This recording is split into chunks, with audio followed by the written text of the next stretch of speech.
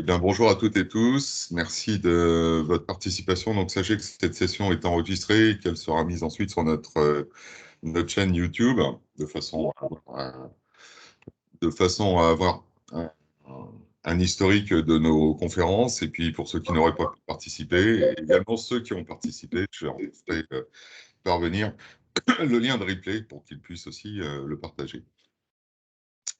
Donc, je vais partager mon écran avec vous.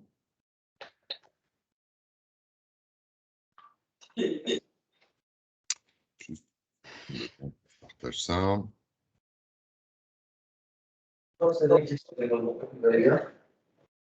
Oui, vous. Alors, je pourrais mettre tout le monde en mute, mais je vais vous laisser juste être silencieux pendant la présentation. Alors, une fois encore, bonjour à toutes et tous. On est dans le deuxième épisode, premier épisode 2022, sur notre série autour de la cybersécurité. Les nouveaux enjeux liés à l'infrastructure et à la cybersécurité, parce qu'on s'aperçoit que depuis 2 ans, on est aujourd'hui dans une phase exponentielle de croissance de la cybercriminalité qui est destructrice également, puisque beaucoup d'entreprises ont perdu énormément d'argent. Et avant de commencer à présenter le cœur du sujet autour des accès à distance, du télétravail et comment sécuriser cette nouvelle façon de travailler comment dirais-je, de collaborer, puisque c'est aussi le but, on va faire un petit point sur à la fois notre société, Starware Micro, et puis, comme je l'ai dit, un petit peu l'actualité de la cyber. Donc voilà l'agenda de ce matin.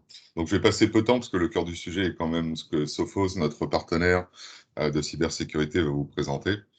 Mais les 3 points qui nous intéressent aujourd'hui, et je vais faire rentrer les gens dans la salle aussi. Les 3 points qui nous intéressent aujourd'hui, puisqu'on a déjà évoqué les endpoints, les points d'accès, les PC sécurisés de HP à la dernière séance. Cette fois-ci, on va voir avec comment on travaille avec Sophos, notamment sur l'accès aux ressources internes et accès aux ressources internes également à distance, les accès des employés à Internet, puisque je vous rappelle que le chef d'entreprise est responsable civilement et pénalement de tout ce qui se passe sur Internet de par ses employés. Donc un employé qui surferait sur des sites prohibés, djihadistes, la responsabilité en incombe au chef d'entreprise. Et puis le télétravail en toute sécurité avec des accès de distance chiffrés et robustes. Pourquoi? Parce que là aussi, je reviendrai sur ce point-là. Aujourd'hui, beaucoup de failles d'accès à distance ont été exploitées pendant la période de Covid depuis 2 ans et qui a permis à beaucoup de pirates de pénétrer des systèmes assez simplement et d'en prendre le contrôle pour ensuite y faire leurs exactions. Donc nous, on existe depuis 15 ans aujourd'hui, Starware Micro, on a une petite société à forte valeur ajoutée puisque on est beaucoup d'anciens de l'industrie, issus de constructeurs informatiques. Et donc, on a développé une offre qui aujourd'hui est ce que l'on faisait nous à l'époque sur des grands comptes internationaux, appliqués à la cible TPE-PME. Aujourd'hui, sur le champ d'activité que l'on on a 4 principales familles d'activités et de services proposés aux entreprises. Le conseil et l'audit d'infrastructures informatiques d'un point de vue fonctionnel, mais également en cybersécurité, pour faire des analyses de sécurité, trouver les failles de sécurité pour les corriger et renforcer et robustifier les infrastructures des clients. La mise en œuvre des infrastructures complètes, serveurs, PC, firewall, stockage, de façon à avoir une infrastructure qui soit fonctionnelle, mais également évolutive. Les contrats de maintenance préventifs ou curatifs, voire de l'infogérance, de façon à gérer le parc du client à la fois sur les aspects fonctionnels et sécuritaires. Et puis de la formation, puisque toute transformation doit s'accompagner de formation. Il y a une statistique qui ne se dément pas. Dans les projets de transformation digitale, la moitié des projets qui n'ont pas abouti ont été dus aussi au fait que les employés n'avaient pas, que l'entreprise et les employés en particulier n'avaient pas été formés aux nouveaux outils, aux nouvelles pratiques et n'ont pas tiré bénéfice de leur transformation digitale comme elles l'auraient dû. Nous sommes, on est dans une approche RSE aussi, et depuis fort longtemps, puisqu'on avait une labellisation commerce 3D, on est le seul entreprise informatique en Essonne à avoir ce label. On s'est engagé dans un certain nombre de défis sociétaux, de retraitement de déchets, d'économie d'énergie et de participation aux vies locales. Donc, je souhaitais en parler rapidement. Et puis, on fait partie de beaucoup de groupes de chefs d'entreprise en Essonne. On est très attachés à notre territoire. Et donc, on participe aussi avec d'autres chefs d'entreprise au développement et au rayonnement du territoire, que ce soit sur Paris-Saclay, que ce soit sur Cœur-Essonne, la communauté de communes à laquelle on appartient. Et puis la CPME également, puisque on se doit de défendre les chefs d'entreprise. On fait partie d'un réseau qui s'appelle Escrime, qui comporte aujourd'hui plus de 60 sociétés informatiques en France, hein, qui représente un chiffre d'affaires de plus de 250. Je crois qu'on est à 300 millions d'euros de chiffre d'affaires, ce qui nous donne aussi un poids important auprès de nos fournisseurs sur le territoire, que ce soit les fournisseurs matériels ou logiciels, avec des alliances, comme on l'a notamment avec Sophos, et puis la possibilité de s'appuyer sur des compétences diverses réparties sur le territoire, de façon à pouvoir apporter tout le type de services à nos clients côté informatique et sécurité, puisque c'est le thème d'aujourd'hui. Je vais aller rapidement là-dessus. Alors bien évidemment, on a, au travers d'Escrime et au travers de nous-mêmes également, on a un partenariat et des certifications auprès des majeurs du marché. Vous voyez HP, Microsoft, Lenovo.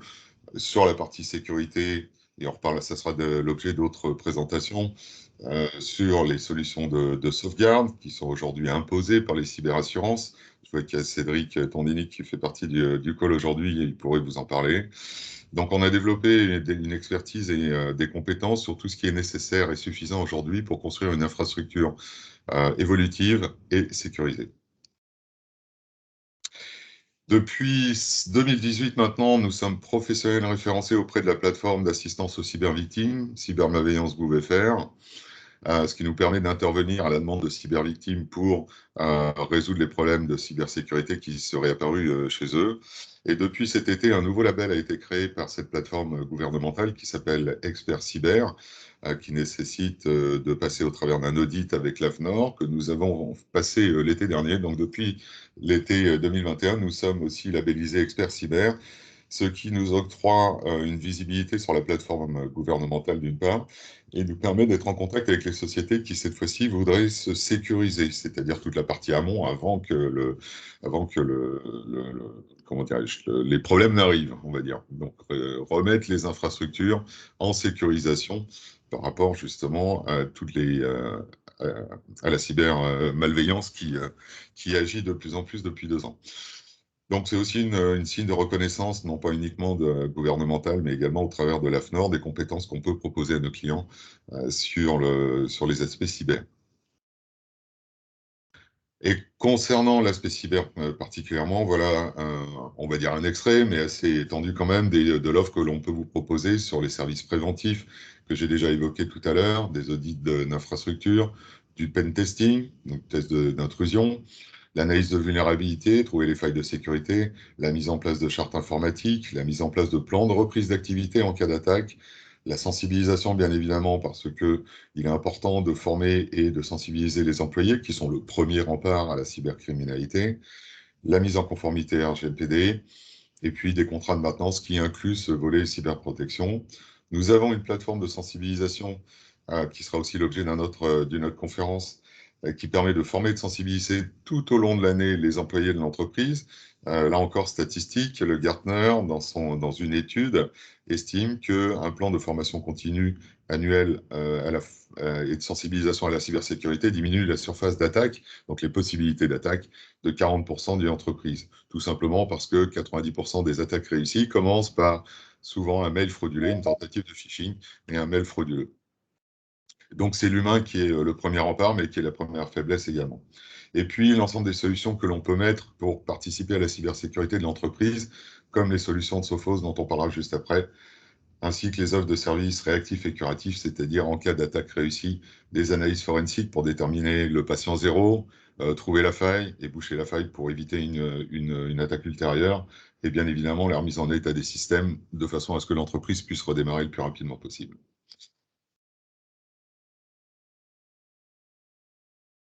Alors, un petit point rapide sur les attaques depuis 2 ans. On continue à compléter ça. Je ne vais pas passer trop de temps là-dessus, mais vous voyez, ce que je veux faire passer au travers de ce message, c'est que toute société est une cible potentielle. Une grande, une petite, une moyenne, du public, du privé.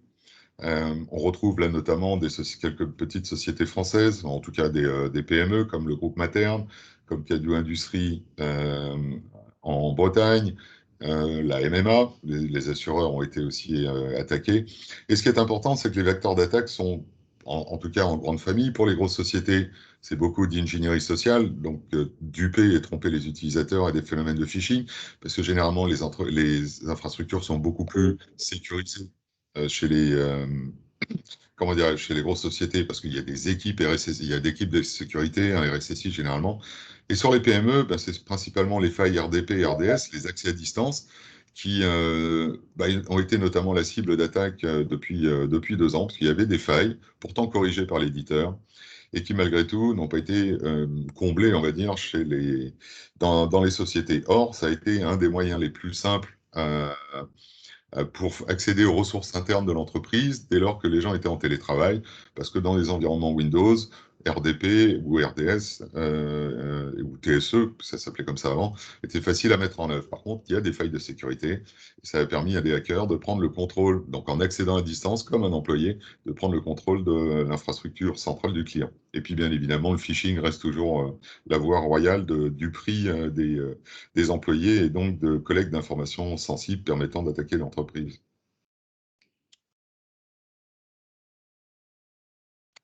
En reprenant le rapport justement de cybermalveillance GouVFR, qui est là pour servir les PME en France, on voit que les 3 actes de cybermalveillance les plus souvent rencontrés, c'est le phishing, donc toujours l'extorsion d'argent, c'est-à-dire soit sous la forme de ransomware, soit sous la forme de faux ordres de virement, et puis les virus informatiques qui existent toujours parce que on a des fabriques à virus dans les groupes terroristes.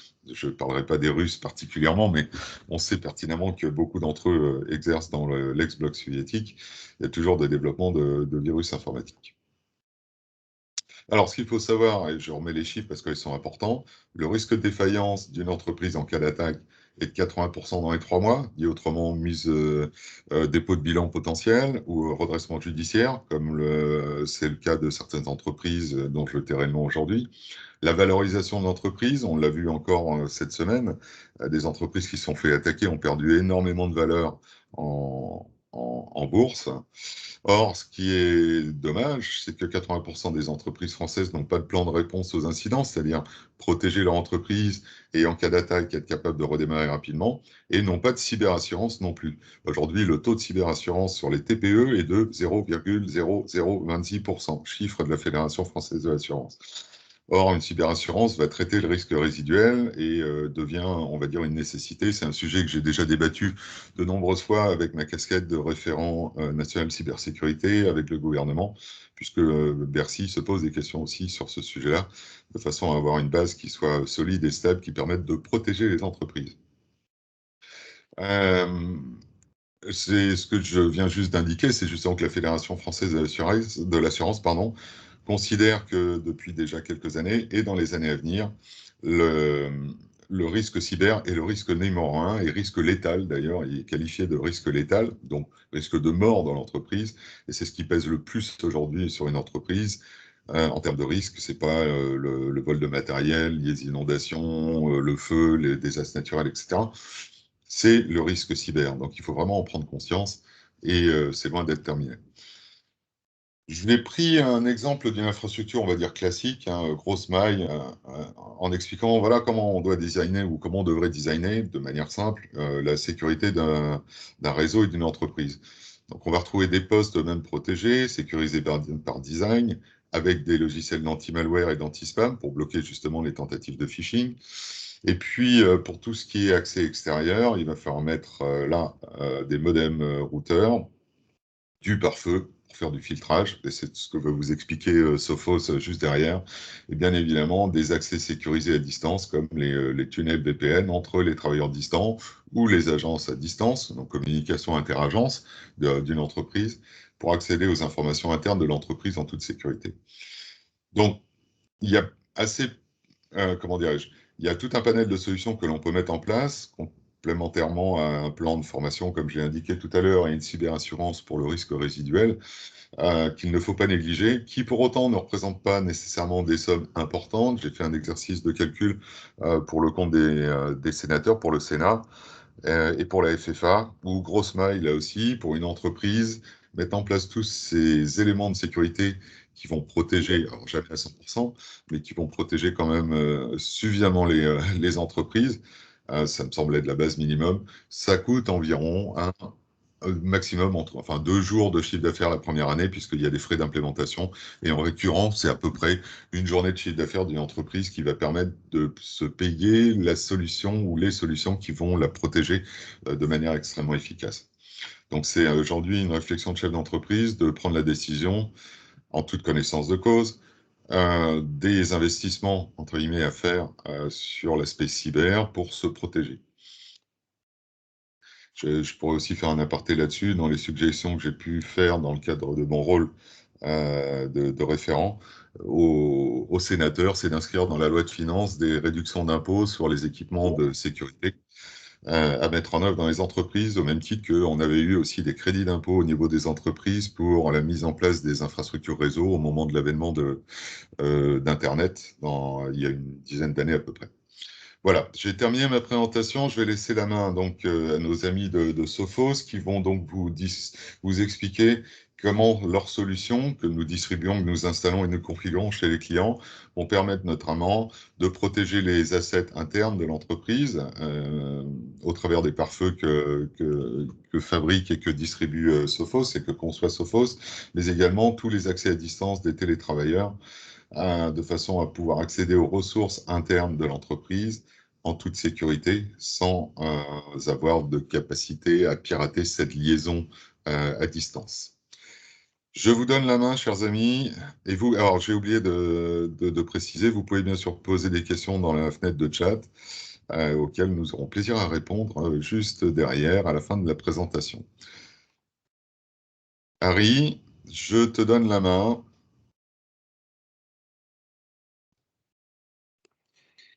Oui. Alors, Harry, je pense que je vais plutôt laisser, je pense, Benjamin en fait cette partie-là. Benjamin, je te laisse opérer. Je pense que tu as la possibilité de partager ton écran. C'est fait. Très bien, merci. Est-ce que vous voyez mon écran? Absolument.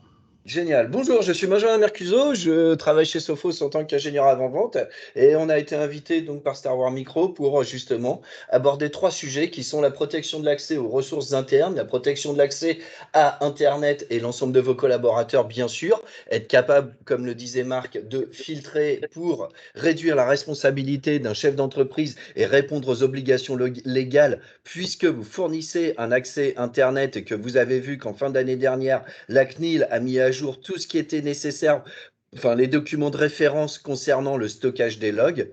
On va aussi parler d'un point très important puisque l'actualité nous a montré que beaucoup de gens maintenant passés en télétravail, il va falloir assurer la sécurité de ce nouveau moyen de communication avec l'entreprise, avec tous les enjeux que ça apporte.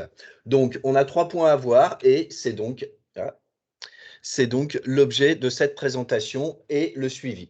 On constate, la première des choses, bien qu'on a des migrations profondes des différents paradigmes qui sont liés à la période de pandémie, à l'évolution des systèmes d'information. On a, en l'occurrence, des statistiques qui nous montrent que de plus en plus d'entreprises commencent à basculer sur le cloud. Donc, vous en avez reconnu certains, le cloud d'IBM, d'OVH, de Google, d'Azure et d'AWS. C'est rigolo pour Azure puisque beaucoup de gens commencent à basculer sur des services hébergés directement chez Microsoft sans même avoir forcément conscience qu'ils sont dans un environnement cloud. Ils modifient suite aux différentes attaques qu'il y a eu sur les serveurs Exchange, ils passent sur de l'Office 365 et effectivement, ils sont hébergés dans les environnements cloud de Microsoft. La deuxième chose, on s'est rendu compte qu'avec la pandémie, eh bien, il était beaucoup plus facile de mettre en œuvre et de faire évoluer son data center de manière totalement virtuelle dans un environnement cloud, puisqu'on n'était pas autorisé à se déplacer et à accéder au data center pour raquer des équipements physiques. On a aussi de plus en plus d'applications qui sont elles-mêmes hébergées dans le cloud, et c'est ce qu'on appelle du SaaS, donc du Application as a Service. Donc Software as a Service, pardon. Et quand l'IDC fait des statistiques, on se rend compte que de plus en plus de données et que d'après leurs statistiques, il y en aura quasiment la moitié qui sera hébergée dans des data centers convergés d'ici à la fin de l'année prochaine. On a aussi des nouvelles choses. Concernant les attaques, on voit ici la formalisation d'une chaîne d'attaque de Ryuk. Elles sont de plus en plus sophistiquées, ces chaînes d'attaque. Ils attaquent des chaînes de fournisseurs de services. Bon, vous l'avez vu, l'actualité nous a montré que la Russie maintenant prenait des mesures. Le FSB, semble-t-il, a arrêté les gens qui fournissaient le ransomware Revil, mais il a quand même opéré pendant de nombreuses années ce ransomware. Mais quoi qu'il en soit, on voit que les chaînes d'attaque sont de plus en plus sophistiquées. Elles n'accèdent pas seulement et elles ne s'intéressent pas seulement aux faiblesses de l'utilisateur, donc par social engineering, mais elles cherchent à exploiter des faiblesses des systèmes d'information, prendre en otage des données, prendre en otage la réputation des entreprises et bien sûr faire des demandes de rançon. On a vu que ces services se professionnalisaient puisqu'il y avait des gens qui fournissaient directement des ransomware clés en main ou bien même des armées de robots ou des armées de machines déjà compromises pour installer des ransomware ou faire des activités cyber malveillantes. Donc tout ceci a donné une certaine professionnalisation et malheureusement, on se rend compte que beaucoup de gens ont eu besoin d'ouvrir leur système d'information à l'extérieur, ne serait-ce qu'en mettant des concentrateurs VPN. Quand on s'intéresse, nous, Sophos, à la sécurité, eh bien, on a vu ça de manière globale à tout niveau du système d'information. Vous pouvez voir qu'on a mis au point ce qu'on appelle un écosystème de cybersécurité adaptatif qui inclut des logiciels, du matériel, des services. On y accède, comme vous pouvez le voir ici sur la gauche, grâce à des API. Ces API ont différents niveaux pour les développeurs, les fournisseurs de services, les gens qui font l'administration des systèmes et bien sûr pour faire les opérations de sécurité au quotidien. On a des BU spécialisés et on a ce que les anglo-saxons appellent un data lake, en français un conteneur de métadonnées qui va nous permettre de stocker des données qui seront alimentées par différentes sources que sont le matériel, les différents logiciels selon vos desiderata et c'est des métadonnées, ce n'est pas vos données en propre et donc dans ces conditions, on sera capable de corréler énormément d'événements pour avoir une vue à 360 degrés. Et tout ça depuis une console unique et que je vous montrerai par la suite. Revenons au premier point après avoir fait ce postulat. On voit que protéger les données internes, donc les ressources internes, ça devient un enjeu critique. On l'a vu, en tout cas Marc l'a évoqué durant son introduction, pour le bon fonctionnement de l'entreprise. On voit que le système d'information est nécessaire, on doit assurer une résilience. Vous avez mis en œuvre du PRA, des sauvegardes, etc. Tout ceci dans le but d'assurer la continuité de service. On a vu, et l'actualité l'a montré, que certaines organisations, certaines entreprises, lorsqu'elles étaient attaquées, qu'elles n'avaient plus accès à leur système d'information, elles étaient quasiment impossibles. Il était impossible pour elles de réaliser leurs tâches au quotidien. Oui, aujourd'hui, imaginez-vous revenir à l'utilisation d'un bloc-notes et d'un crayon à papier. C'est inenvisageable aujourd'hui en 2022. Donc, pour ce faire, on a fait différentes réponses. La première des réponses, c'est une réponse architecturale. Vous avez fait ça au niveau de l'infrastructure de communication. Vous avez segmenté le réseau par des sous-réseaux fonctionnels, mis en œuvre des DMZ. Donc, vous avez fait des zones de sécurité spécifiques pour héberger votre extranet, votre intranet, bien sûr votre site internet si nécessaire. Vous avez même défini des réseaux virtuels, des réseaux locaux virtuels, des VLAN, pour pouvoir segmenter justement le niveau 2 quand on parle par rapport au modèle OSI. Vis-à-vis de l'hébergement, vous avez mis en œuvre ou êtes à l'étude d'un plan de reprise d'activité. Si par exemple votre data center principal vient à être noyé sous les eaux ou qu'il a à subir, normalement ça ne devrait pas arriver, mais ça pourrait, à subir un incendie, eh bien vous avez fait de la redondance à 2 niveaux. Vous avez aussi mis de la redondance pour les différents équipements que vous utilisez. Vous avez peut-être mis en œuvre des mécanismes de virtualisation et bien sûr, on va le voir, vous avez mutualisé les ressources des systèmes d'hébergement en hébergeant sur un seul et unique serveur plusieurs instances d'un même service, par exemple. Vous avez aussi peut-être commencé, comme on l'a vu dans mon préambule, à étudier la migration vers des architectures de cloud, donc un cloud service provider.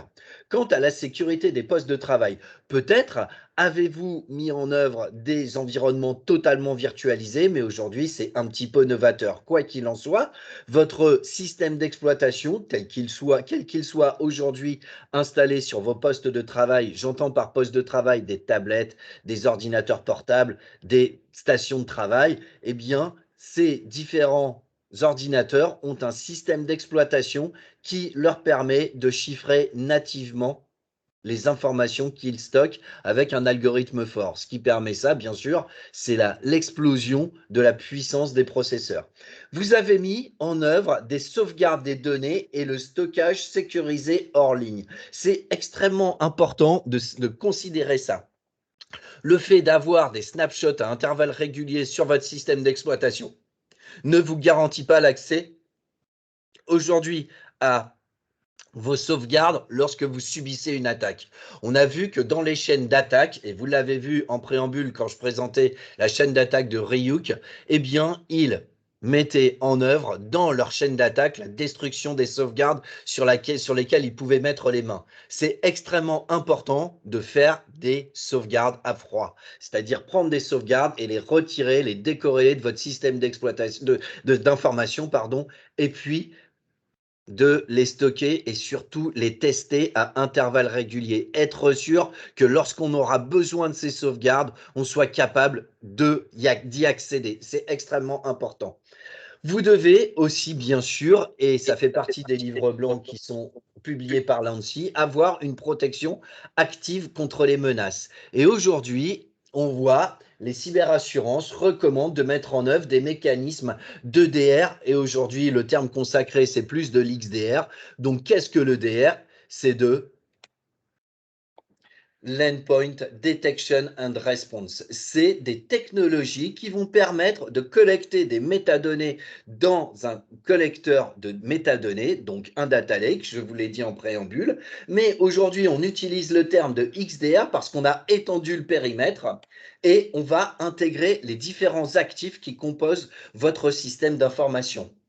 Tous les équipements intermédiaires qui composent votre réseau local, les emails, le mobile et l'environnement cloud. Et ça va permettre, comme je le disais en préambule, de collecter énormément d'informations et d'être capable de les corréler le cas échéant pour pouvoir, eh bien, revenir en arrière et savoir ce que fait une chaîne d'attaque. Je vous montre chez Sophos comment est-ce qu'on a mis ceci en œuvre. On a une console d'administration, donc qui permet d'avoir l'accès aux différentes briques fonctionnelles qui composent notre écosystème de cybersécurité adaptatif. Et vous voyez qu'on a directement un centre d'analyse des menaces. Et on peut voir qu'on a le graphique des menaces qui va m'intéresser ici. C'est une menace qui a été mise en œuvre par un utilisateur qui s'appelle Desprince et qui tourne sur la machine Windows 10.01. On a une menace qui s'appelle PrivGuard.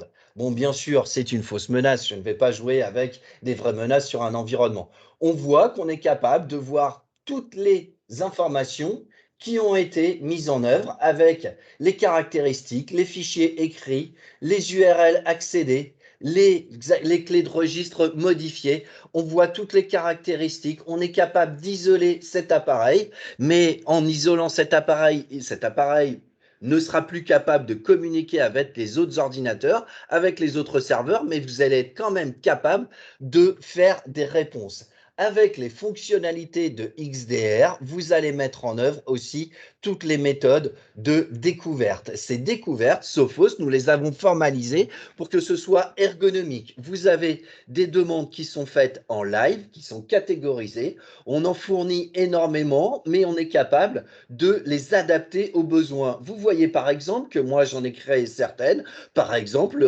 la requête des URL qui ont été accédées à une machine durant les 4 dernières heures, les 24 dernières heures, les détails des interfaces réseau, l'affichage du device control et tout un tas d'autres événements. Mais Sophos en fournit énormément et vous pouvez voir que quand on a ceci, eh bien, on a les deux cas. Être capable de demander des informations en direct live au terminal. Et je vous l'ai dit, les terminaux que l'on supporte aujourd'hui, ce sont les ordinateurs, les serveurs, mais aussi les mobiles. Et quand on parle de data lake, eh bien, on a les actifs du réseau, donc l'email, le mobile, les terminaux, donc les serveurs, les mobiles, les firewalls qui vont déverser des métadonnées. Et de ce fait, on sera capable de faire des requêtes non plus en direct live, mais au besoin, et on va conserver par défaut les données, les métadonnées, pardon, pendant 30 jours. Et vous pouvez voir qu'on a des requêtes particulières, par exemple, pour faire la corrélation avec donc, la matrice d'attaque formalisée par le MITRE. On a ce genre d'informations. C'est extrêmement ergonomique, en français dans le texte. Vous pouvez planifier certaines choses et bien sûr, les données qui vont être collectées à la fin peuvent être exportées sous différentes formes. En l'occurrence, aujourd'hui, on supporte du CSV. Ça, c'est les mécaniques donc d'EDR que le marché a formalisé et nous, Sophos, on va plus loin. On a étendu le périmètre en prenant des mécanismes de XDR. Donc, on l'a vu, le XDR, ça permet d'avoir une vision complète au-delà des postes de travail, puisque je vous le disais, on va intégrer d'autres actifs. On va être capable d'analyser au besoin sur une longue période différentes informations, de les corréler, de faire des recherches et d'avoir ce qu'on appelle des pivots pour aller rechercher l'information sur des outils tiers. Et l'objectif, eh bien, c'est d'avoir une vision globale et puis être capable de retracer un événement. Donc, avoir des opérations de sécurité évoluées qui, auparavant, étaient réservées exclusivement à, pardonnez-moi ceci, mais à des grosses entreprises qui avaient des services, des SOC spécialisés. Là, aujourd'hui, on amène les mécanismes de SOC à tout type d'entreprise qui pourraient être des victimes potentielles des personnes cybermalveillantes. On l'a vu et c'est ce que je vous montrais. On a le graphique des menaces. On est capable d'avoir tout le détail, d'avoir la cause profonde, ce qui a été détecté, les URL, les différentes informations, les utilisateurs. Je vous l'ai dit, vous êtes capable de vous modifier les requêtes pour votre besoin. On voit ici que ce n'est ni plus ni moins que des SQL qui se basent sur des schémas de base de données et vous êtes capable d'adapter ça à votre culture, à votre besoin d'entreprise pour avoir des informations les plus pertinentes au meilleur moment. Là, on a supporté différents systèmes d'exploitation et là, vous pouvez voir que j'ai affiché les détails du système d'exploitation. On voit le type de machine, on voit la quantité de mémoire, le matériel, on voit les différentes caractéristiques, ses adresses IP. Si c'est une machine, on a les informations. Là, c'est une machine Windows et un serveur, une station de travail et un Linux. Ça fonctionne sur différents systèmes d'exploitation qui sont déployés sur votre parc. On a aussi, bien sûr, dans les mécanismes, puisque c'est le R, c'est la réponse, on est capable de prendre la main à distance directement pour intervenir sur la machine. Et on voit ici, alors ce n'est pas un outil d'administration graphique, mais ça va vous permettre d'ouvrir une console sur une machine Windows, sur un Mac, sur un Linux, et directement d'intervenir, ne serait-ce que redémarrer la machine, tuer un processus, etc., etc. Quand vous avez assuré la protection des terminaux, vous avez des remontées de métriques. On a vu aussi dans la partie XDR, vous allez pouvoir collecter des informations qui proviennent de votre firewall. Et ce qui provient de votre firewall va être déversé dans votre conteneur de métadonnées Et nous, pour ce faire, on commercialise, comme le disait Marc, un type de firewall qui est souple, modulaire. Il va offrir, comme on le voit ici, une protection multicouche pour l'infrastructure réseau, une solution qui va intégrer de l'IPS, de l'ATP ainsi que d'autres qu'on va détailler juste après, une visibilité des applications cloud, on intègre du CASB et par défaut, on reconnaît plus de 3500 applications et bien sûr, on a la possibilité de l'administrer dans une console directement, on l'a vu dans Sophos Central, ou bien dans une console d'administration hébergée dans un serveur web, grâce à un serveur web. Ce firewall, c'est ce qu'on appelle un next-gen firewall. Ce next-gen firewall intègre de base et sans surcoût supplémentaire un double moteur antivirus. Il est inclus dans la licence de base. Vous n'avez pas à souscrire de licence spécifique. En l'incluant, on a conscience des ressources que va utiliser les moteurs antivirales. Donc, on a dimensionné l'équipement pour être capable de prendre en compte cette charge. Vous n'aurez pas de problématique de charge lorsqu'on fera de l'analyse antivirale des fichiers qui traversent l'appliance. On intègre un Intrusion Prevention System et vous allez avoir des signatures qui sont issues feu du Snort. Le Snort, c'était une technologie d'IPS, donc qui intégrait des signatures et c'était un environnement open source. L'ATP va nous permettre de corréler bon nombre d'événements pour être capable de qualifier que des flux en entrée ou en sortie, c'est-à-dire des flux émis par vos utilisateurs, peuvent être classifiés comme dangereux. Donc, c'est ce qu'on appelle la protection contre les menaces avancées, puisqu'on sera capable de corréler dynamiquement différents indicateurs. On a de la protection au web et on va voir que ceci amène de nouveaux enjeux un petit peu plus tard dans ma présentation. Et on a un contrôle applicatif puisque, comme je vous le disais, on est capable de reconnaître par défaut de base plus de 3500 applications. Et ces applications, c'est assez granulaire. Si on prend l'exemple de Facebook, on va avoir, alors je ne connais pas tous les modules propres à Facebook, mais l'accès aux serveurs web de Facebook, aux applications de jeux, etc., etc. Et on sera capable d'avoir une vision granulaire. Ça va même beaucoup plus loin si on regarde par exemple pour YouTube. YouTube, c'est un peu un challenge puisque vous avez des sociétés qui hébergent des vidéos sur YouTube et donc elles publient ces liens directement sur leur site web. Et de ce fait, si vous bloquez YouTube complètement, vous bloquez les vidéos d'autres serveurs web. Et qu'est-ce qui se passe? Eh bien, grâce à notre outil, vous pouvez dire j'autorise le streaming de vidéos qui sont hébergées sur YouTube. En revanche, j'interdis l'accès au site web de YouTube. Mais alors, ça peut être beaucoup plus granulaire. J'interdis les accès au site web de YouTube pour l'ensemble des utilisateurs durant leurs heures de travail. En dehors de leurs heures de travail, ils peuvent y accéder. En revanche, je vais avoir des gens qui travaillent dans le marketing, qui publient des informations sur YouTube. Eh bien, j'ai ce niveau de granularité. Je peux les autoriser, ce groupe particulier, à accéder et à publier des choses sur YouTube, alors que la majorité des autres utilisateurs ne peuvent y accéder nativement que en dehors de leurs heures de travail.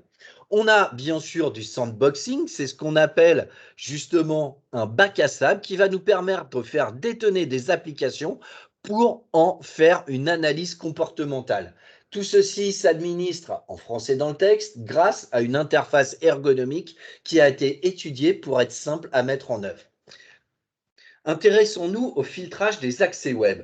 Comme pour l'ensemble de vos entreprises et aussi pour votre vie privée, vous devez assurer le filtrage de vos accès web.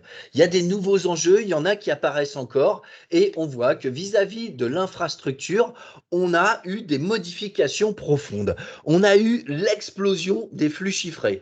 D'après Google, son navigateur Chrome et dérivés remonte des informations, des métriques auprès de Google et ils nous disent qu'il y a aujourd'hui largement plus de 80%, 90% du trafic web qui est chiffré. C'est énorme et vous le voyez vous-même. Il vous suffit de taper www.lemonde.fr par exemple et vous allez être systématiquement redirigé vers la page qui vous présente un petit cadenas qui vous dit que les informations sont chiffrées. Pour les équipements intermédiaires, ce sont de nouveaux challenges puisqu'on a vu nous-mêmes, puisqu'on a aussi des mesures et on a des honeypots, mais bon, bref, ce n'est pas l'objectif, eh bien, que bon nombre de pirates aujourd'hui, lorsqu'ils mettent en œuvre des serveurs de commande et de contrôle, mettent en œuvre des communications chiffrées eux aussi. Et pourquoi est-ce qu'ils font ce genre de choses? Pour être capable de se noyer dans vos statistiques et dans vos tableaux de bord. En effet, vous le voyez, si vous avez 90% du trafic qui sort SSL, vous ne le respectez peut-être pas, mais ça c'est une erreur, et vous allez devoir le faire de plus en plus et répondre à de nouveaux challenges. Eh bien, pour ce trafic qui n'est pas chiffré, vous allez vous dire, mais qu'est-ce que c'est qui n'est pas chiffré? Et allez voir plus en détail. Et à ce moment-là, vous allez vous rendre compte que c'est une communication vers un serveur de commande et de contrôle et bloquer ce flux de communication.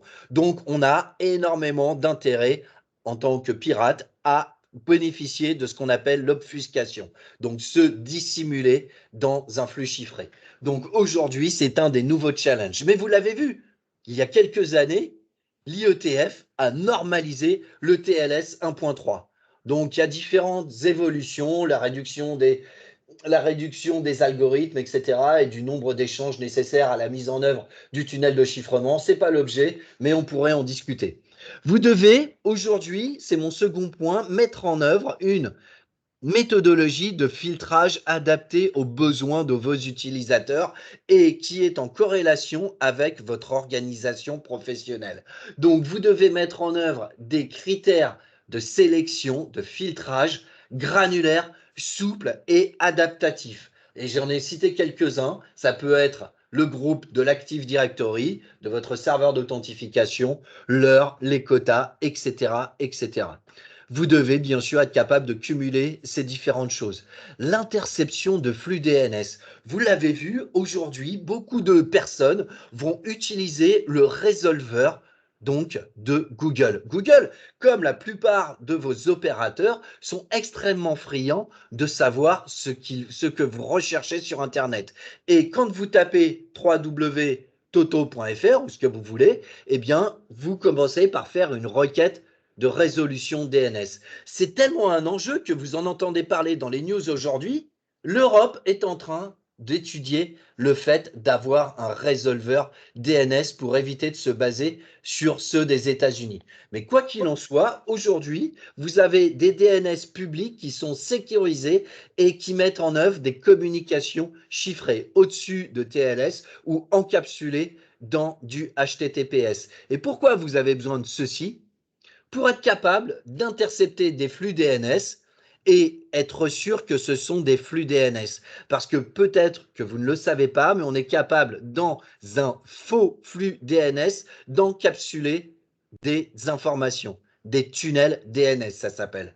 Et donc, si vous les interceptez, vous avez la possibilité d'avoir des résolveurs DNS de type Cloudflare, AdGuard, Quad9 qui vont être rapides et vous serez capable d'utiliser une communication chiffrée pour communiquer avec ces résolveurs DNS pour garantir votre vie privée, bien sûr, et être capable d'échapper aux pisteurs sur Internet. C'est des choses à faire. Donc, vis-à-vis de ce filtrage de web granulaire, eh bien, vous êtes capable de vous définir des listes d'exclusion, aussi bien pour le filtrage que pour vos besoins propres. Quand vous devez faire du filtrage, eh bien, vous avez peut-être besoin d'outrepasser les filtrages qui sont faits par défaut. Et vous avez peut-être besoin de vous mettre en œuvre des listes noires. Donc là, j'en ai défini une avec un site qui s'appelle URL à bannir. En revanche, une liste blanche sur mabank.com, un site autorisé, mapkey.com, etc., etc. Pour les utilisateurs, vous devez identifier les utilisateurs. Donc, notre équipement permet d'avoir une base de données des utilisateurs intégrée, embarquée directement, qui peut être décorrélée de votre base d'authentification. Et vous êtes capable d'avoir un portail d'authentification qui demande l'authentification des utilisateurs qui ne sont pas intégrés dans votre Active Directory, par exemple. Qu'en est-il? Donc, il y a différentes méthodes pour sécuriser la sortie vers Internet, mais en revanche, on l'a vu, ces nouveaux enjeux sont aussi liés à l'interconnexion des télétravailleurs. Vous l'avez vu, les télétravailleurs, c'est des enjeux, alors en dehors donc des recommandations de notre gouvernement, elles sont en train de s'assouplir avec la fin de la pandémie, semble-t-il. On a quand même des modifications profondes. On voit de plus en plus dans les annonces de travail, quand vous avez des recruteurs qui vous contactent, eh bien, ils vous proposent des temps de télétravail. Ce sont des nouveaux enjeux. Et d'ailleurs, si vous allez voir, il y a des sociologues qui ont fait les études sur la modification profonde du travail liée au télétravail. Cherchez par exemple le sociologue De Funès qui fait une étude très intéressante sur Internet, elle est accessible sur le site Brut. Donc, on a la sécurisation des télétravailleurs qui est un des nouveaux enjeux. Et là, on a plusieurs réponses. Sécuriser le télétravail, eh bien, ça ramène beaucoup de choses. Les utilisateurs sont de plus en plus nomades. Ils travaillent depuis leur domicile, depuis le bureau, bien sûr, des espaces de coworking. Ça pourrait être un café. Ils se déplacent chez des clients ou même dans leur voiture. Attention, pas en conduisant. Ils s'arrêtent sur une aire d'autoroute où ils ont du Wi-Fi ou dans un restaurant ou n'importe où. Ils peuvent travailler depuis n'importe où, voire même avec l'explosion de la 4G, la couverture nationale et bientôt de la 5G. Eh bien, c'est d'autant plus facile d'être un road warrior. On a pléthore de périphériques mobiles qui sont apparus en dehors du mobile. Vous avez aussi de plus en plus d'utilisateurs qui ont un ordinateur attitré, qui utilisent un mobile, une tablette, un Chromebook, différents systèmes d'exploitation qui sont totalement variés et l'utilisateur jongle d'un périphérique ou d'un système d'exploitation bien particulier. Vous avez énormément de ressources qui sont disparates. Vous les avez en local, dans vos propres data centers. Vous les avez mises directement dans des environnements cloud et elles sont hébergées sur différentes ressources. On doit répondre à ces différents enjeux donc par une connectivité sécurisée grâce à la protection des terminaux et ça renvoie aussi aux informations que je vous ai dit dans ma première partie. On a aussi la possibilité de sécuriser à l'autre bout du tuyau, bien sûr. Donc, vous devez assurer la sécurité de vos données. L'accès au VPN, ça se fait comme ça. Vous avez des travailleurs à distance. Donc là, j'ai mobilisé un autre site, le domicile, mais vous pouvez l'avoir dans la voiture, etc. Vous allez mettre en œuvre un réseau privé virtuel pour interconnecter à votre data center, votre bureau, votre point, votre concentrateur VPN. Et celui-ci, comme son nom l'indique, va concentrer les connexions des utilisateurs. C'est peu ergonomique aujourd'hui, mais c'est l'état de l'art aujourd'hui. Si votre site ne répond plus, les utilisateurs doivent basculer sur un autre environnement et ils doivent connaître la deuxième connexion. Généralement, ils le font assez parce que vous avez répondu aux besoins de formation. Depuis ce firewall, vous allez donner l'accès à votre DMZ, à votre data center et ressortir sur Internet pour accéder aux environnements sécurisés directement, votre environnement cloud, puisque peut-être que votre firewall va établir une seconde liaison VPN vers votre environnement cloud directement. Et donc, vous allez mutualiser et consommer davantage de ressources. Quand on parle de liaison site à site, nos équipements répondent aux enjeux aujourd'hui. Vous avez le support de différentes méthodes d'échange de clés sur Internet, l'original, l'IKEV1, Internet Key Exchange en version 1, l'Internet Key Exchange en version 2, que de plus en plus de gens implémentent, mais comme vous le savez, le poids de l'histoire en informatique est important, donc vous devez continuer à supporter la version 1. On intègre aussi des liaisons site à site en SSL et on met en œuvre des interfaces tunnels chiffrées en IKEV2. Et le concentrateur VPN peut être à la fois client et serveur. J'entends par là que vous pourriez avoir un bureau détaché qui se connecte.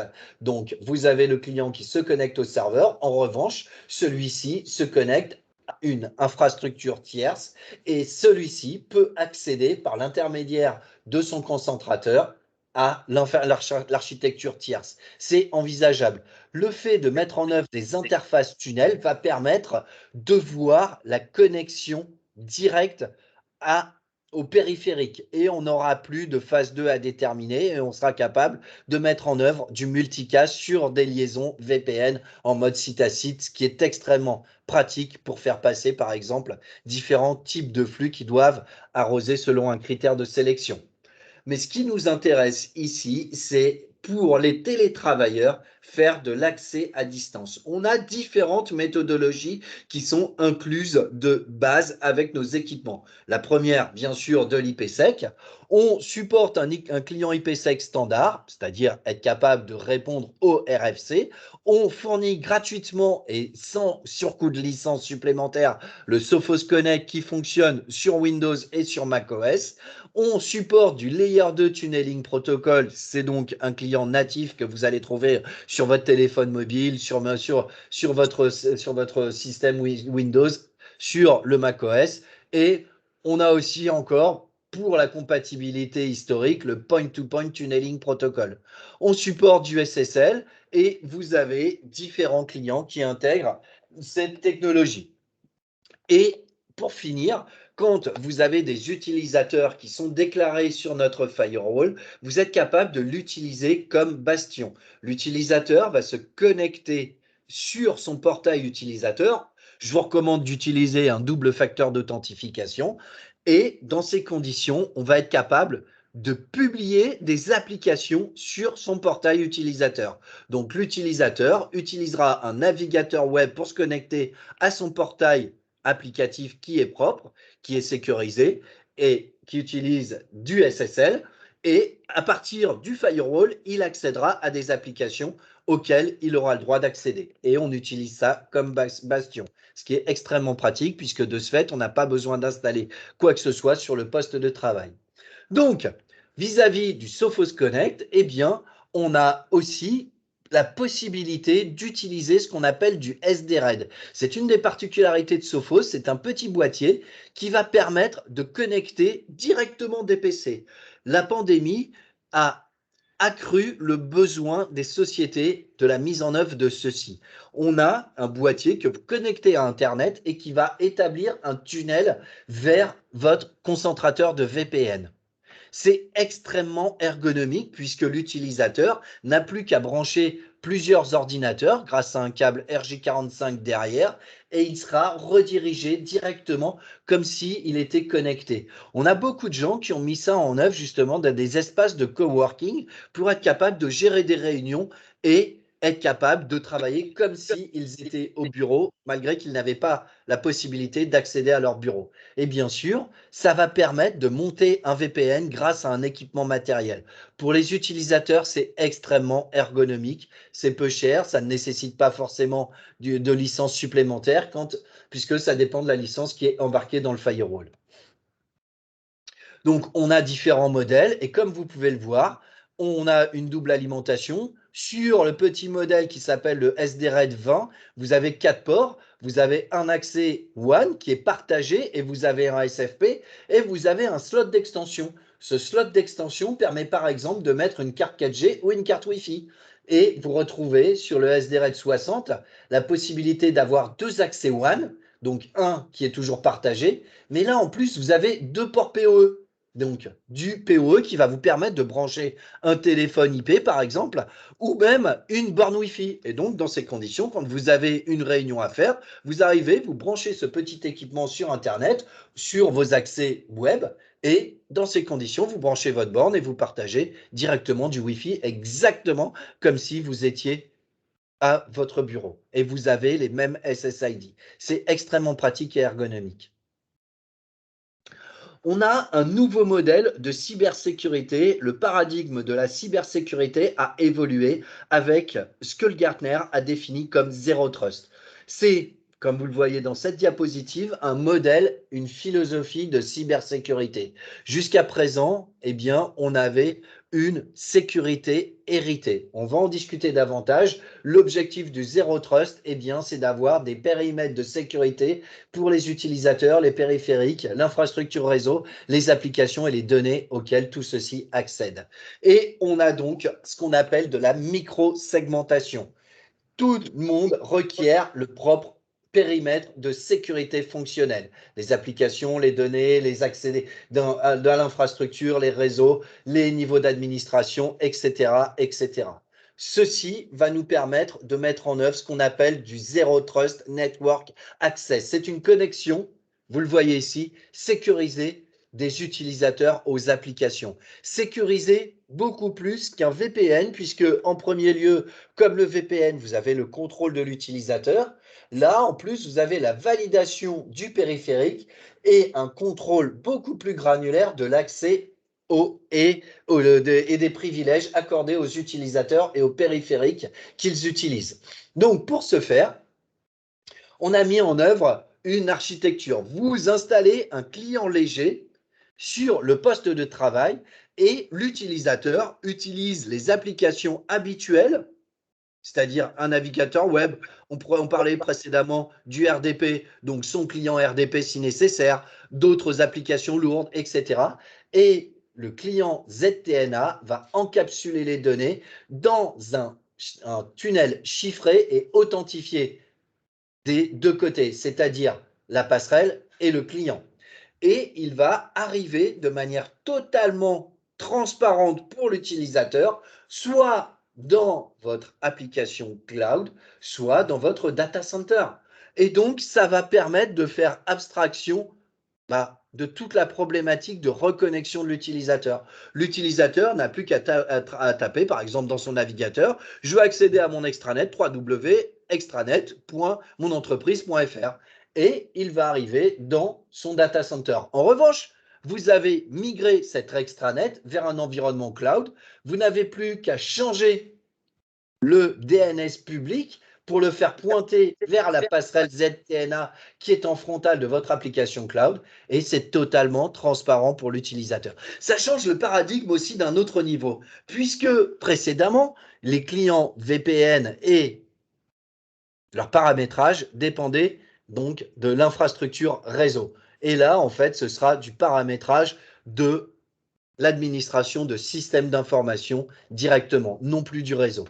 On a donc un déploiement aisé, c'est un MSI qui est transparent. Vous pouvez l'avoir en mode totalement, sans affichage à l'écran, qui intègre en continu l'identité et l'état de sécurité de l'appareil. Pour le moment, il fonctionne sur Windows. On a prévu de l'implémenter sur Mac et sur mobile. On a une gestion centralisée qui est gérée par Central, puisqu'on sera capable de mettre en œuvre des politiques directement et des règles d'accès directement dans Central. On a la gestion en parallèle, bien sûr, de l'ensemble des produits dans Central. On a la gestion de rapports et des contrôles granulaires. Et les passerelles ZTNA, c'est des VM.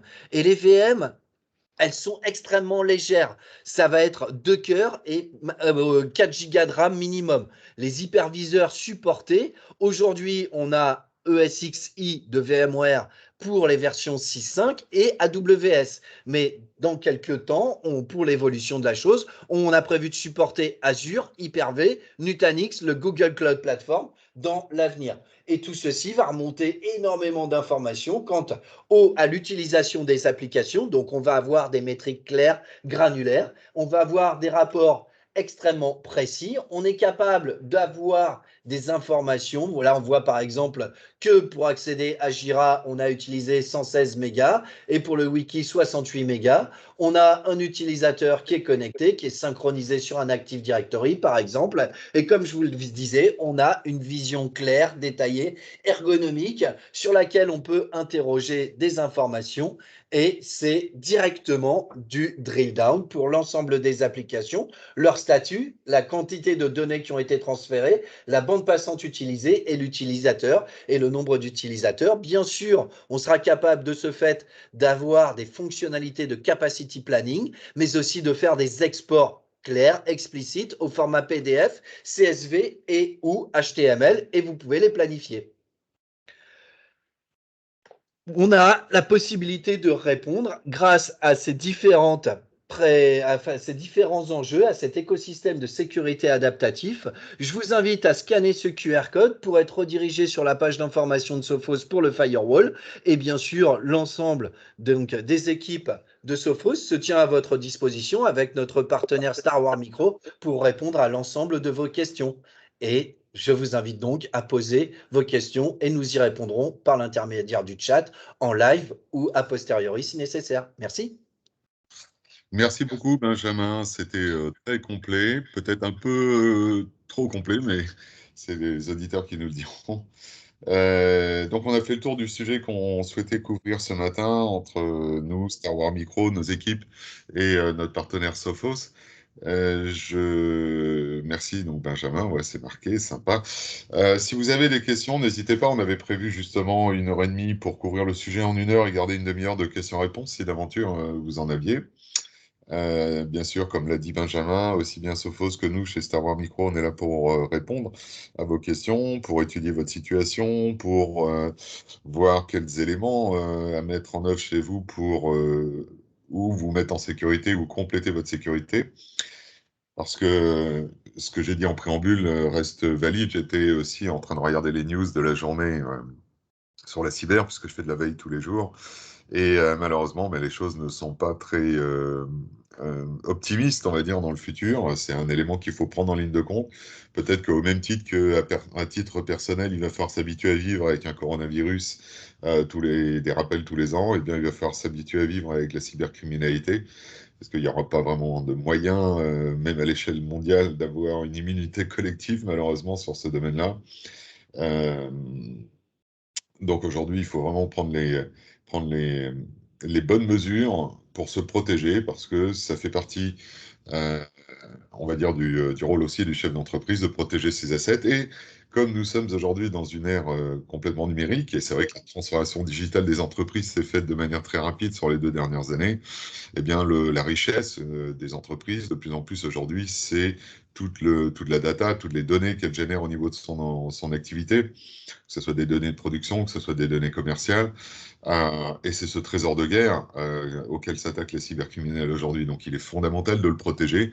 Parce que, comme disait Benjamin en préambule, et c'est arrivé, ceci étant, à certaines entreprises en France et communautés de communes, suite à une attaque sévère de rançon logiciel, eh ben, ils ont été obligés de reprendre effectivement le cahier et la plume pour faire tourner la communauté de communes. Situation peut-être, en tout cas, vivable ou acceptable pour une communauté de communes qui est une activité publique, mais pour une entreprise, c'est la direction assurée au tribunal de commerce pour dépôt de bilan. Donc, il faut absolument pas, une fois encore, hein, je ne suis pas catastrophiste, mais il faut absolument être conscient du fait que cette cybercriminalité qui est impalpable, au même titre que le coronavirus, est quand même une vraie réalité aujourd'hui et que personne ne peut se prévaloir d'être immunisé contre ce type d'attaque, soit parce que vous êtes visé, soit parce que vous faites partie d'une campagne globale de phishing, soit parce que vous-même pouvez être un point d'entrée pour vos fournisseurs, pour vos clients principaux, en tant que vecteur d'attaque. Donc, une fois encore, on est là pour vous aider aussi à mieux sécuriser votre entreprise, mieux sécuriser vos accès au travers des offres de Sophos. Voilà, j'ai fait un grand discours, mais je m'arrête là.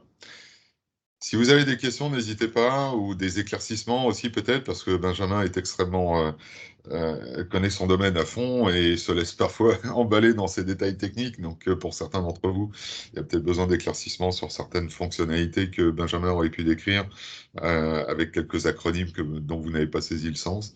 Donc, tout est ouvert.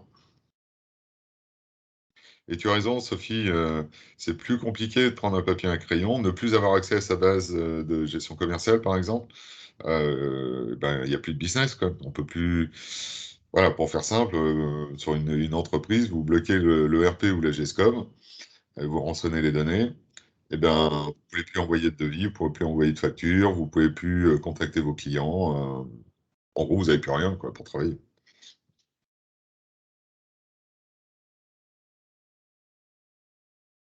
Donc tous les micros sont ouverts, en tout cas je ne les ai pas coupés de mon propre fait. C'est à vous de prendre la parole si vous le souhaitez. On va attendre 2-3 minutes. Si vous n'avez pas d'autres questions, eh bien, nous allons faire, bien évidemment, sur le courant 2022, on va continuer notre série de webinaires sur ce fil rouge de la cybersécurité, avec les autres partenaires avec lesquels nous travaillons sur d'autres aspects, comme je le disais en préambule, la sensibilisation et la formation des utilisateurs, la partie anti-spam, la partie antivirale également, les sauvegardes qui sont fondamentales. Benjamin l'a indiqué tout à l'heure un peu rapidement, mais c'est aussi un fondamental, c'est la résilience. C'est un terme qui a été un peu galvaudé au cours des deux dernières années en termes de résilience face au coronavirus, mais c'est un fondamental là aussi. Si je veux schématiser, vous pouvez laisser vos systèmes tout ouverts, sans protection. L'essentiel, c'est d'avoir les sauvegardes déconnectées qui puissent restaurer les systèmes en cas d'attaque réussie. Parce que, je l'ai dit aussi en préambule ce matin, aucun constructeur, aucun fournisseur de solutions de sécurité, aucun prestataire comme nous ne pourra vous assurer à 100% d'être protégé. Il y aura toujours des failles qui ne sont pas toujours de notre fait, comme on a pu voir certaines affaires de failles sur les supply chains, c'est-à-dire directement dans les logiciels que vous utilisez. Malheureusement, on ne peut pas le contrer si l'éditeur lui-même n'a pas fourni, enfin très difficile tout du moins, si l'éditeur n'a pas fourni lui-même un correctif pour boucher ce trou de sécurité. Donc, une fois encore, l'essentiel, c'est aussi d'avoir ce niveau de résilience. Et c'est ce qui est souvent, ou en tout cas principalement exigé aussi par les cyberassurances aujourd'hui, c'est que vous ayez mis en place les mécanismes pour pouvoir redémarrer vos systèmes en cas d'attaque réussie, destruction ou rançonnage de données, typiquement.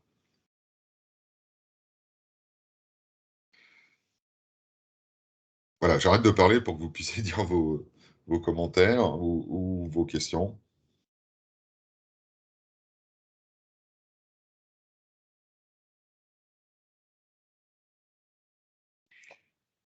Voilà, Eric Quesson qui est en train d'écrire dans la fenêtre de chat. Existe-t-il des solutions complémentaires au firewall? Alors, Eric Quesson, si vous voulez prendre le micro et expliquer un peu votre question, ce qui sera peut-être un peu plus rapide, ou donner un peu plus de précision sur votre bonjour question. À tous. Bonjour Marc, vous m'entendez? Oui, oui, oui. Oui, non, la question, comme ça a été évoqué au cours de la dernière heure, c'est aujourd'hui, les cyberattaques sont de plus en plus prégnantes, de plus en plus impactantes, de plus en plus fréquentes.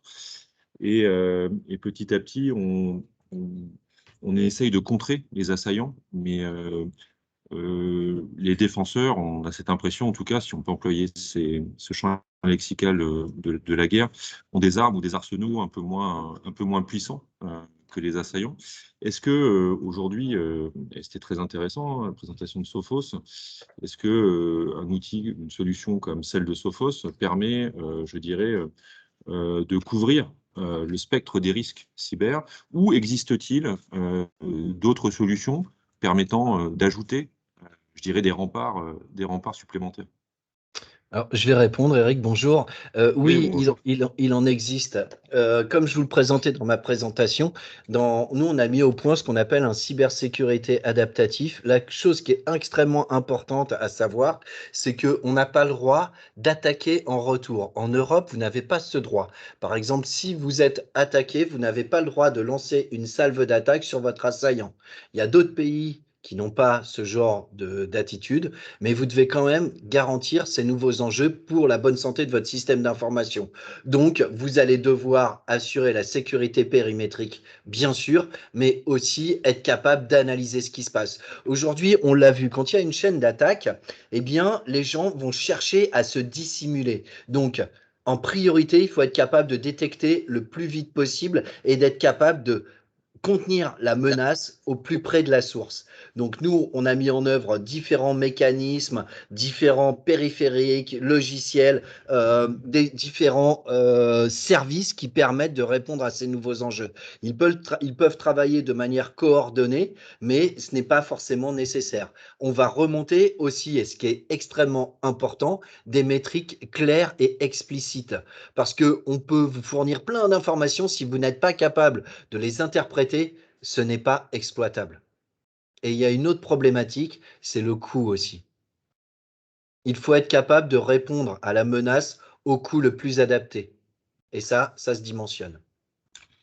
Maintenant, pour répondre pour compléter le propos, Eric, bien évidemment, il y a toujours des solutions complémentaires. Alors après, l'idée, c'est pas d'empiler non plus pour le fait d'empiler, parce qu'on a une pile de sécurité. Et c'est ce dont se plaignent souvent les RSSI aujourd'hui, c'est qu'il y a pléthore d'offres sur le marché et que le fait d'empiler pour essayer de combler tous les trous, qui de toute manière ne pourront pas être comblés à 100%, fait qu'on a une pile de sécurité qui est parfois plus compliquée à gérer qu'une pile applicative pour la société sur ces applications métiers. Donc il faut raison garder là aussi et essayer de trouver le meilleur compromis, comme le disait Benjamin, coût de la cyberdéfense de l'entreprise versus risque d'attaque. Et je réitère aussi, puisque Cédric est toujours là, un de nos amis assureurs, une assurance cyber, elle est là aussi pour le transfert du risque résiduel, quoi qu'il en soit. Donc il faut essayer de trouver justement cette bonne balance, et c'est normalement ce qu'on devrait faire au travers d'une analyse de sécurité, une analyse de risque, normée ou pas d'ailleurs, mais de regarder quel est le risque existant aujourd'hui qui pèse sur l'entreprise d'un point de vue cyber, comment diminuer le risque en fonction des criticités de l'entreprise en termes de flux d'informations, de valeur d'information, mettre en place les mesures nécessaires et regarder comment on a diminué le risque et le risque résiduel, le transférer à une cyberassurance. Parce qu'une fois encore, on ne pourra jamais s'assurer de 100% de sécurité. Ou alors on vit en vase clos. Mais aujourd'hui, on a des interconnexions sur Internet de partout. Et Eric, tu le sais aussi bien que moi, hein, au travers des solutions qu'on est en train de tester aujourd'hui. Donc, voilà, il n'y a pas une réponse, il n'y a pas une seule réponse. Plus on va au forum de cybersécurité à Lille, et plus le salon est grand, et plus il y a de solutions existantes aujourd'hui. L'idée pour une entreprise, c'est réellement ça, hein, c'est de regarder quels sont ses assets importants à protéger pour que l'entreprise puisse fonctionner, comment les protéger, et pour le risque résiduel, le transférer à une cyberassurance. Je ne vois pas d'autres solutions. C'est très clair, merci en tout cas à tous les deux. Donc il faut, et là encore une fois, rentrer précisément, peut-être de façon un peu plus chirurgicale, dans le système d'information et les enjeux des clients. Pour résumer peut-être. Pour résumer, oui, c'est le client, lui, enfin le client ou la société ou le chef d'entreprise, c'est quels sont ses assets importants sans lesquels il ne pourrait pas vivre. Voilà. Ou son entreprise ne pourrait pas survivre. Il ne faut pas non plus avoir des mesures démesurées, entre guillemets, coûteuses et compliquées à mettre en œuvre pour protéger un asset digital, une donnée qui a peu d'importance pour l'entreprise, ou dont la perte ne serait pas significative pour l'entreprise. Voilà, donc il faut vraiment, là aussi, pour limiter les coûts, se concentrer sur ce qui est essentiel pour l'entreprise, pour fonctionner et pour continuer à générer de l'activité. Il ne faut pas essayer de tout protéger non plus, parce qu'il y a des choses qui sont improtégeables ou non protégeables ou pas intéressantes à protéger. Pour donner un exemple, aujourd'hui, dans la transformation plutôt un peu plus grosses entreprises où on va trouver de plus en plus d'objets connectés en bout de chaîne, que ce soit dans les chaînes de fabrication, etc., on sait par expérience que 90% des données qui sont générées par ces IoT vont être utilisées à un instant T immédiatement, par exemple pour faire une analyse en chaîne de fabrication avec une prise de photo ou d'image, mais elle va servir uniquement à cet instant-là, au moment où on en a besoin. Et on ne va pas la conserver, quoi qu'il en soit, ou si on la conserve, elle ne sert pas à rien. Par contre, le rapport d'analyse ou final, lui, est important à conserver si on est sur une chaîne de fabrication, à conserver et à protéger. Mais toutes les données transitoires qui sont générées par les systèmes, elles sont par nature transitoires, donc elles n'ont pas nécessité à être surprotégées quelque part. Voilà.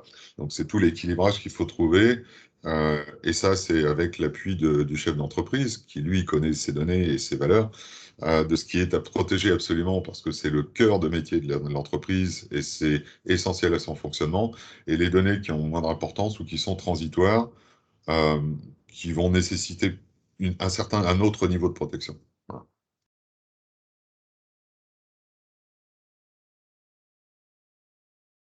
Bien, je crois qu'on a fait le tour, il est 10h20, à moins qu'il y ait une autre question, je vous propose, je vais arrêter déjà l'enregistrement, de façon à pouvoir le mettre ensuite sur notre chaîne YouTube, et puis je vous ferai parvenir